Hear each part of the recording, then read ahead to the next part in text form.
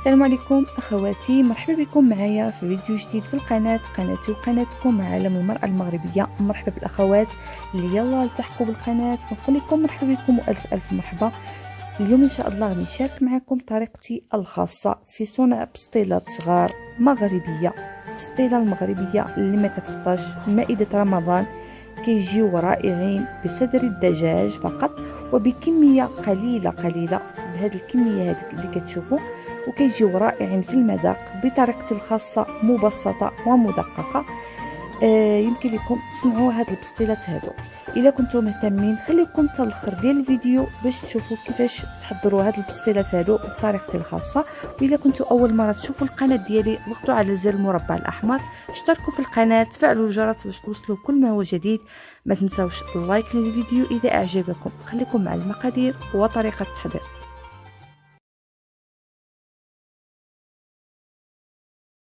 بالنسبه للمقادير، وضعت هنا صدر الدجاج اللي قسمته على جوج، زدت معاهم فخده وحده، وضعت عليهم هنا جوج بصلات كبار مشلضين، ضروري تشلضوا مزيان البصله، ثم الربيع قسموه معدنوس مخلطين، ثم جوج معالق صغار ديال الخرقوم او الكركم، ثم جوج معالق صغار ديال الزنجبيل او سكنجبير، ثم الابزار او فلفل اسود، ثم الملح حسب الذوق، نصف ملعقه صغيره ديال القرفه، ثم الزيت الزيتون، ثم زيت المائده. خلطتهم هنا كما كتشوفوا، كنوضعوا حسب الكميه اللي عندنا الدجاج.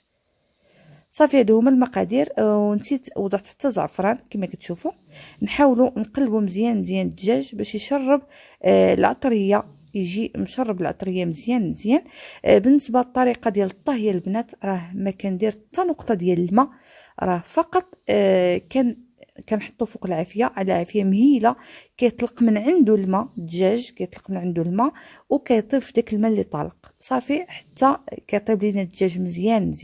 صافي دابا غنوضعو فوق البوطه كما كتشوفوا على عافيه مهيله، ونعاود نتلاقى معكم بعد ما طاب الدجاج البنات. كما كتشوفوا المرقه جات عاقده، كتجي بنينه بهذه الطريقه. ودابا غادي نحاول نحيد الدجاج ونخليه حتى يبرد. كما كتشوفوا بالنسبه للمرقه راه ما درت حتى نقطه ديال الماء، راه الدجاج كيخرج الماء من عنده وكيطيب فيه الدجاج، كتجي المرقه ديالو عاقده. المهم غيبرد الدجاج ونعاود نتلاقى. بالنسبه للمرقه البنات كما كتشوفوا راه نسيت ما شعلتش الكاميرا. وضعت هنا 5 ديال البيضات اللي طربتهم مزيان مع معلقه كبيره ديال ماء الزهر اللي كيحيد داك الزفور ديال البيض كما كتشوفوا. وضعتهم هنا على المرقه. ودابا كنحاول نخلط ضروري مع التحريك المستمر باش البيض ما كيبقاش يبان بحال هكا، تحركوا مزيان باش البيض كينسجم مع المرق ديالنا، ما كيجيش البيض باين. كما كتشوفوا هانتوما كتشوفوا البيض بدا كيطيب كما كتشوفوا.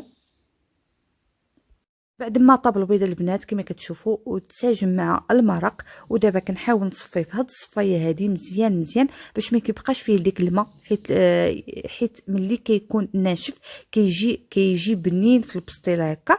من الاحسن تخليوه 3 سوايع ولا ليله كامله. بعد ما فرتت الدجاجه البنات كما كتشوفوا، فرتو مزيان خلطته مع داك المرق اللي فيه البيض كما كتشوفوا، ودرت فيه نص معلقه صغيره ديال سكر الثقيل، ودرت فيه نص معلقه صغيره ديال القرفه. هذا اللوز البنات سلقته وقليته وطحنته، ماشي طحنته مزيان، غير رمشته شويه. وخلطته مع 2 معالق كبار ديال ماء الزهر. وهذه الزبده اللي ضروريه في الورقه باش ما كتجيش ناشفه. وهذه الخليط ديال الطحين مخلط مع الماء باش نلصق به الورقه. وهذه الورقه كما كتشوفوا اللي قطعتها مثلثات، ورقه كبيره دائريه قطعتها في النص عاود قطعته، جا كالمثلث كما كتشوفوا.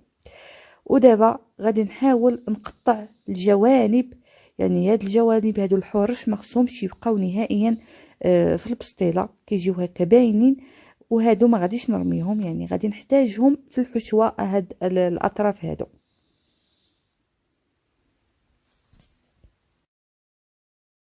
عملت ورقه وحده كما كتشوفوا، وورقه وحده عملتها معاكسه، دهنتهم بالزبده.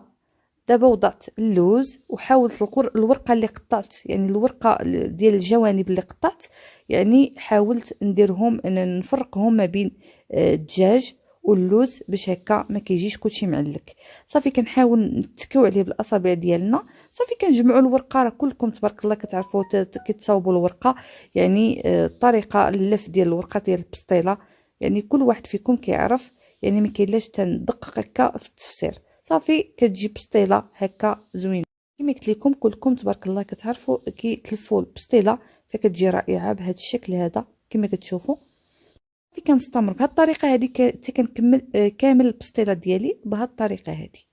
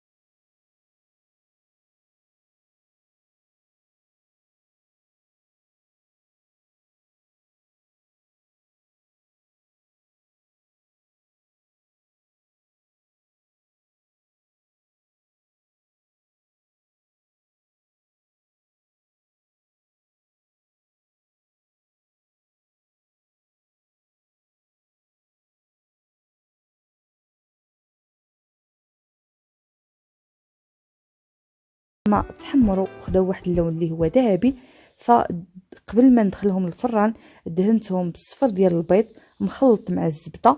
علاش خلطته مع الزبده؟ حيت صفر البيض هو البيض اصلا فيه الزفوريه، كنخلطوه مع الزبده باش كيحيد لي هذيك الزفوريه. وفي نفس الوقت كيجيو مقرمشين بالبيض، كيجيو محمرين مزيان بالبيض. زائد الزبده كما كتعرفوا كتجي زوينه في البسطيله كندهنوها بها. ومن الاحسن تخلطوهم بجوج فكيجيو رائعين البنات. بعد ما زينتهم بالسكر كلاصي والقرفه وزوقتهم باللوز كما كتشوفوا مقلي، فكيجيو رائعين بذاق رائع. واللوز كما قلت لكم يمكن لكم تسزقوه بماء الزهر كيعطي له واحد المذاق رائع للوز. وبالنسبه للدجاج يمكن لكم تزيدوا فيه السكر كلاصي اللي كيبغي الحلاوه، فانا ما كنبغيش الحلاوه نهائيا.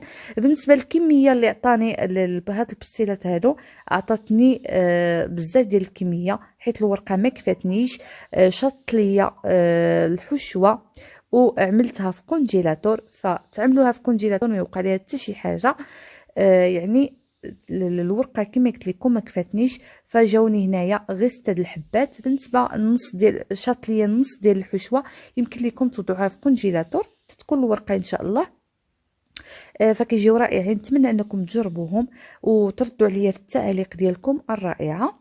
ونتمنى انكم عجبوكم هاد البسطيلات هادو، اصلا كيجيو رائعين في المذاق، كيجيو بحشوه لذيذه بطريقه رائعه. الى تبعتوا هاد الطريقه اللي عملت انا فاكيد غادي تصاوبوا واحد البسطيلات اللي هما بنانين.